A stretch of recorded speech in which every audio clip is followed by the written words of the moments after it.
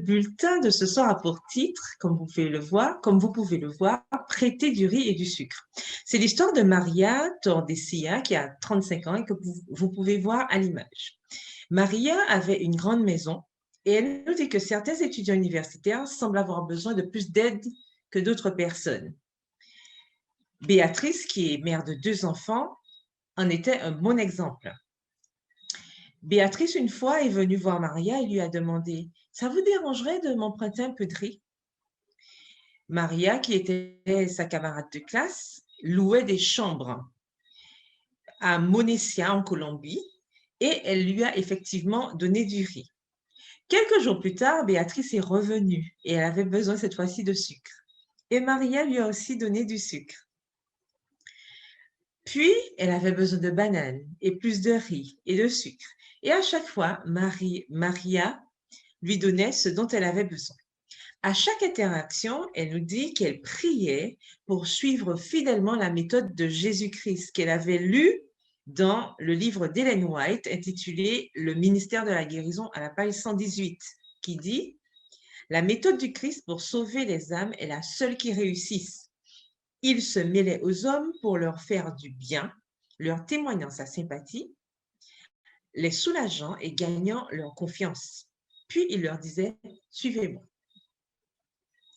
Et tandis que Maria montrait de la sympathie et répondait aux besoins de Béatrice, les 2 femmes, bien sûr, se sont liées d'amitié et elles ont développé une relation très chaleureuse.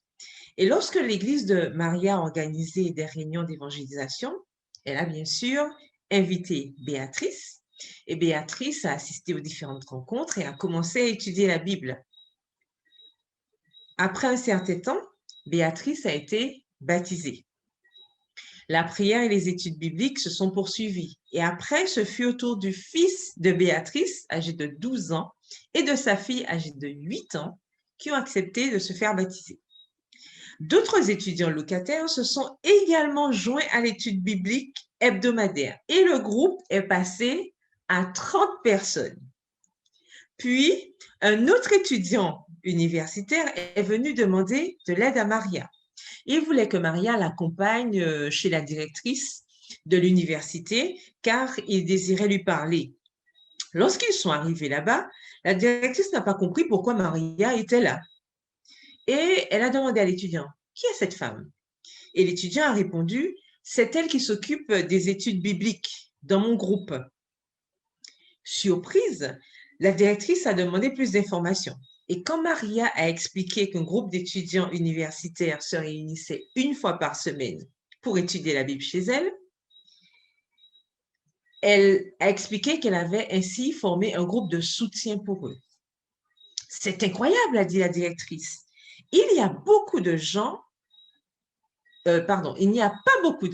justement, qui apportent une aide désintéressée de nos jours, a-t-elle dit.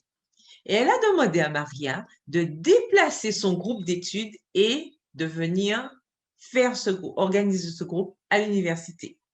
Donc maintenant, désormais, tous les participants se rendaient à l'université pour ces cours bibliques. Ils ont placé le groupe dans un centre d'études et c'était une structure ouverte. Il n'y avait qu'un toit et des chaises. Il n'y avait pas de mur. Et donc, comme il n'y avait pas de mur, des étudiants qui passaient par là ont vu que le groupe se réunissait et ils ont aussi demandé à assister aux cours bibliques.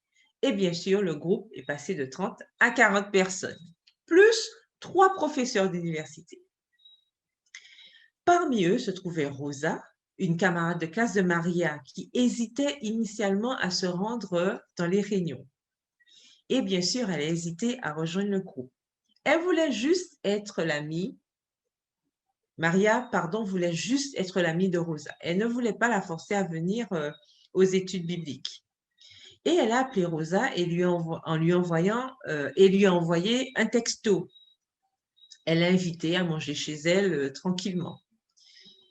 Rosa lui a expliqué qu'elle avait peur d'étudier la Bible parce qu'elle avait peur de décevoir Jésus. Mais finalement, elle s'est jointe au groupe.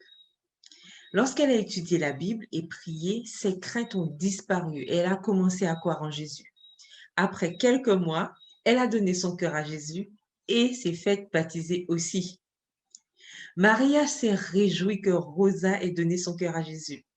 Au cours des 3 années qui ont suivi le début du groupe d'études bibliques, Rosa était la 10e personne qui avait accepté le baptême. Amen. Dieu fait des miracles. Maria a dit que le succès du groupe d'études bibliques était seulement dû à la méthode du Christ. Elle dit, j'ai utilisé la méthode du Christ pour chercher Rosa et l'appeler, a-t-elle précisé. J'utilise la méthode du Christ avec chaque jeune qui fait partie de mon groupe. Une partie de l'offrande du 13e sabbat de ce trimestre aidera à ouvrir un centre d'influence, Better Living, mieux vivre, à l'université adventiste du 7e jour en Colombie, située à environ 2 heures d'avion de la ville natale de Maria. Merci donc de prévoir une offrande généreuse. Donc, elle vous remercie déjà et nous continuerons bien sûr à prier pour les adventistes du 7e jour de cette région, mais aussi tous ceux qui doivent entendre encore parler de Jésus. Et pour le point culturel de ce soir, il nous est dit que le taux d'alphabétisation en Colombie est supérieur à la moyenne mondiale. Plus de 94% des gens savent lire et écrire.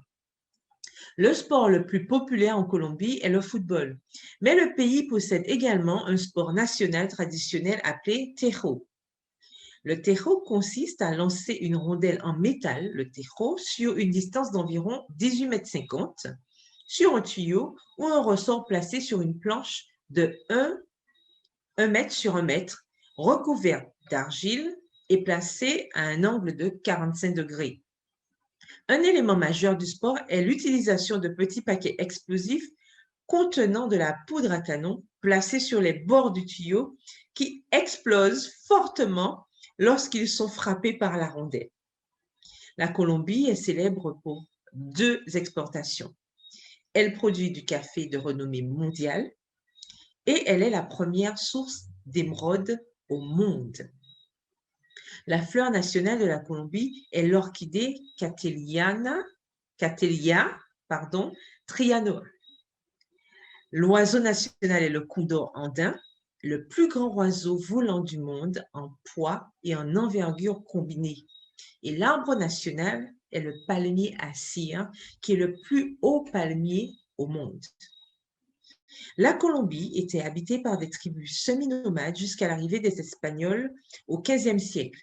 Elle a obtenu son indépendance de l'Espagne le 20 juillet 1810 et en 1886, la République de Colombie a été créée. Donc voilà pour le point culturel. En tout cas, nous continuons à prier pour toutes les personnes de cette région, les missionnaires et ceux qui travaillent encore, ainsi que les membres d'Église qui continuent à annoncer que Jésus revient à tous ceux qui ne le connaissent pas encore. Que Dieu vous bénisse. Bonne soirée à tous et à bientôt.